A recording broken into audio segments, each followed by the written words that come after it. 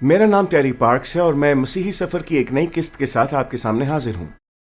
मसीही सफ़र की पिछली कुछ इकसात से मैं आपके साथ बात कर रहा हूँ 5 रुखी खिदमत से मुतल्लिक, और मैं इनको फ़ज़ल की नेमतें भी कहता हूँ। ये खिदमतें हैं रसूल, नबी, मुबश्शिर, पासबान और उस्ताद की।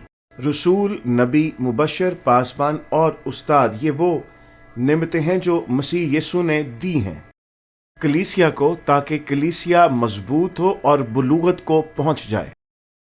आइए अब हम अपने उस मतन की तरफ चलते हैं जो हम पिछली कई अक्सात से पढ़ते आ रहे हैं। इफिसियों के खत का 4 बाब और उसकी 11वीं आयत। मैं चाहूंगा कि आप मेरे साथ मिलकर पढ़िए। और उसी ने यानी मसीह ने बाज को रसूल और बाज को नबी और बाज को मुबश्शिर और बाज को चरवाहा और उस्ताद बनाकर दे दिया, ताकि मुकद्दस लोग कामिल बने और खिदमत गुजारी का काम किया जाए और मसीह का बदन तरक्की पाए, जब तक हम सब के सब खुदा के बेटे की ईमान और उसकी पहचान में एक ना हो जाएं और कामिल इंसान ना बने, यानी मसीह के पूरे कद के अंदाजे तक ना पहुंच जाएं।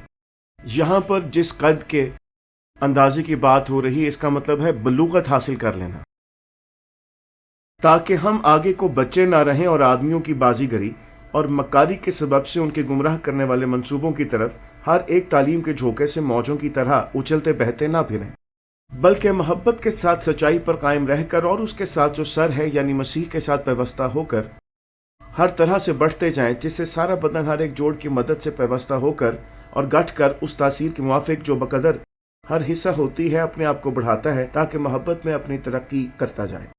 अजीजों, जो हवाला हमने अभी पढ़ा है उससे रसूल, नबी, मुबश्शिर, पासबान और उस्ताद की खिदमत का मकसद सीखते हैं। इसका मकसद ये है कि खुदा के लोग पाक हो जाएं और बालिग बनते चले जाएं, और यीशु अल मसीह जो इस बदन का सर है उसके साथ पैवस्ता रह सकें, क्योंकि मसीह कलीसिया का सर है। वो ये चाहता है कि अब हम बलूगत की जानिब बढ़ें, ताकि हम किसी भी तौर पर इंसानों की गलत तालीमात का शिकार ना हो जाएं। हमारा बुलावा बलूगत का बुलावा भी है, और इस बुलावे में हम तभी तरक्की कर सकते हैं, बालिग हो सकते हैं, जब हम इन नेमतों को अपनी जिंदगी में हासिल करेंगे। 5 रुखी खिदमत की 5 नेमतों में से 2 को बहुत शदीद तौर पर नजरअंदाज किया गया है, और वो है रसूल और नबी की। और शायद इसकी एक वजह यह भी है कि लोग बाइबल मुकद्दस में से इनको बहुत ज्यादा वाज़ेह तौर पर नहीं देख पाते। लेकिन मेरा यह ख्याल है कि हम अभी तक मसीह की पहचान में एक नहीं हुए और ना ही कामिल इंसान बने हैं, यानी मसीह के पूरे कद के अंदाजा तक नहीं पहुंचे। इसलिए मेरा यह ख्याल है कि इस हालत में हमें इन 5 रुखी खिदमत की इन नेमतों की फराहमी की जरूरत है, यानी रसूल, नबी, मुबश्शिर, पासबान और उस्ताद की नेमतों की जरूरत है। मैंने बहुत मर्तबा रसूल की नेमत के हवाले से बात की है, आज हम नए अहदनामे में से देखेंगे नबी की क्या खिदमत है। पूरे नए अहदनामे में हमें नबी की खिदमत बड़ी मुतहरक नजर आती है, गो कि रसूली खिदमत जैसी मुतहरक नहीं, लेकिन फिर भी हम इसके असरात देखते हैं, क्योंकि ये मुतहरक खिदमत थी। नबी कौन होता है? नबी के लिए यूनानी जुबान का लफ्ज प्रॉफिटीज इस्तेमाल हुआ है, और इस इस्तिलाह का असली मतलब तो यह है कि ऐसा शख्स जिसको मसा किया गया हो कि वो खुदा के बातें आप तक पहुंचाए, जो रूहानी समत दिखाए, वो शख्स जो आने वाले हालात से मुतल्लिक भी आगाही दे। यीशु अल मसीह मत्ती की इंजील के 10वें बाब की 41वीं आयत में यूं फरमाता है, जो नबी के नाम से नबी को कबूल करता है वो नबी का अजर पाएगा। अब ये नबी का अजर दरअसल क्या है? नबी का अजर दरअसल वो पैगाम है जो नबी के वसीले आप तक पहुंचता है। दूसरे अल्फाज में, नबी रहनुमाई करता है, रसूल हुक्मरानी करते, नबी रहनुमाई करते और मुबश्शिर इकट्ठा करते हैं, पासबान रखवाली करते और उस्ताद सिखाते हैं। अगर आप किसी नबी को नबी के नाम पर कबूल करते हैं, यानी अगर आप उसे सच्चे नबी के तौर पर कबूल करते हैं, आप नबी का अजर पाएंगे, यानी आप रहनुमाई हासिल करेंगे और आपको जिंदगी जीने का मकसद हासिल हो जाएगा अगर आप उसके पैगाम पर ईमान ले आए। मैं फिर से ये गोश गुजार करता चलूं कि नबी की खिदमत एक अहम खिदमत है, क्योंकि कलीसिया में बहुत से ऐसे लोग हैं जिनको इस बात का इल्म नहीं है कि वो इस दुनिया में क्या करने के लिए आए हैं। ये बड़े अफसोस की बात है। इसीलिए नबी की खिदमत बहुत ज़रूरी है, ताकि लोग ये जान सकें और उनको उनकी ज़िंदगी की समत मिल सके। हर एक ईमानदार जो रूह से मामूर है वो नबूवत कर सकता है, लेकिन हर वो शख्स जो नबूवत करता है लाजम नहीं कि वो 5 रुखी खिदमत का ही नबी हो।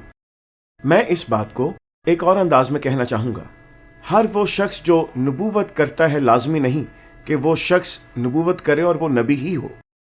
میں ایک مثال دیتا ہوں، میں کبھی کبھار نبوتی کلام کرتا ہوں، لیکن مجھے خدا نے یہ بلاوا نہیں دیا کہ میں 5 روح کی خدمت کا نبی بنوں۔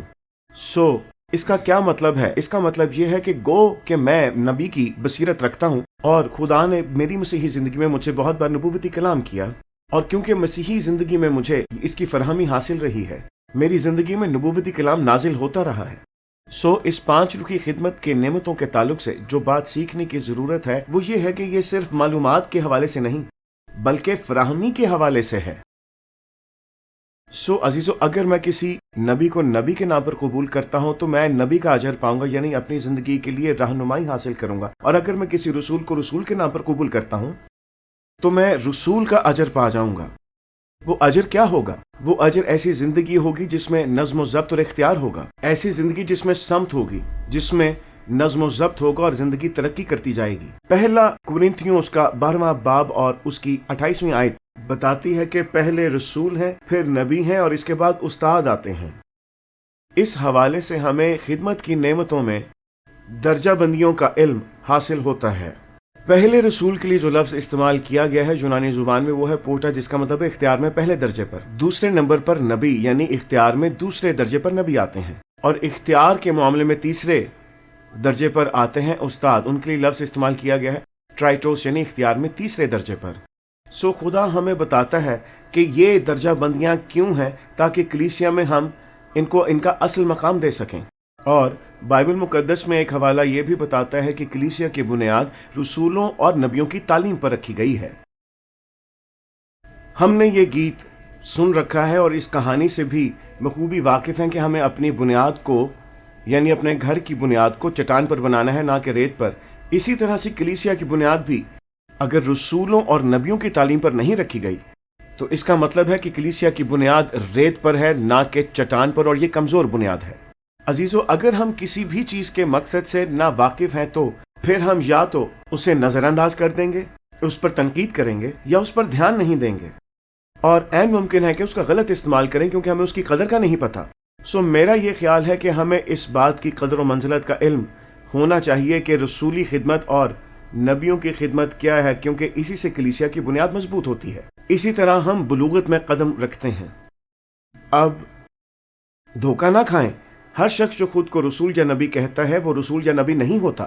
عزیزو، بہت سے ایسے لوگ ہیں جنہیں اس بات کی سمجھ تھی کہ انہیں رسولوں اور نبیوں کی ضرورت ہے، شاید مطالعے کے ذریعے وہ خود کو رسول سمجھتے بھی ہوں، لیکن آپ درخت کو اس کے پھلوں سے پہچان لیتے ہیں۔ بس اگر آپ یہ جاننا چاہتے ہیں کہ رسول کیسے ہوتے ہیں تو پھر آپ ان کی زندگی کے پھلوں پر غور کیجئے۔ کیا آپ کو اس کی خاندانی زندگی میں نظم و ضبط، اس کی ذاتی زندگی میں کوئی سمت نظر آتی ہے؟ کیا آپ کو اس کی زندگی میں پھل نظر آتا ہے؟ کیا اس کی خدمت کے وسیلے دوسرے لوگوں کی زندگی میں اچھا پھل آ رہا ہے؟ نبیوں کے لیے بھی ایسا ہی ہے۔ نبی ہونے کا کوئی ایک مخصوص طریقہ رسول یا کوئی مبشر، پاسبان یا ایک استاد ہونے کے کسی ایک مخصوص طریقے سے بڑھ کر نہیں ہے۔ عزیزو، آپ کو اس دنیا میں کلیسیا میں ہر طرح کے نبی نظر آئیں گے۔